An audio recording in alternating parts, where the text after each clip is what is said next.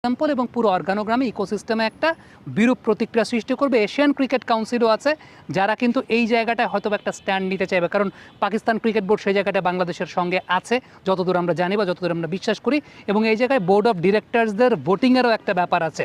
So সব কিছু মিলিয়ে বিষয়টা কিন্তু এত সহজ না যত সহজ আমাদেরকে বলা হচ্ছে যে ইন্ডিয়া আধিপত্য খাটিয়ে আইসিসির মাধ্যমে আমাদেরকে ব্যান করে দিবে এই সেই। বিষয়টা এত সহজ না আসলে। এখানে প্রত্যেকটা অর্গানাইজেশনের একটা ডেকোরাম আছে, প্রক্রিয়া আছে। আর যদি ডেকোরাম প্রক্রিয়া ক্ষেত্রে মানা না হয় তখন তো বলতে হবে তাহলে ইন্টারন্যাশনাল ক্রিকেট কাউন্সিল কোনো মানে যেটাকে বলা যায় সমীচীন কোনো অর্গানাইজেশন না।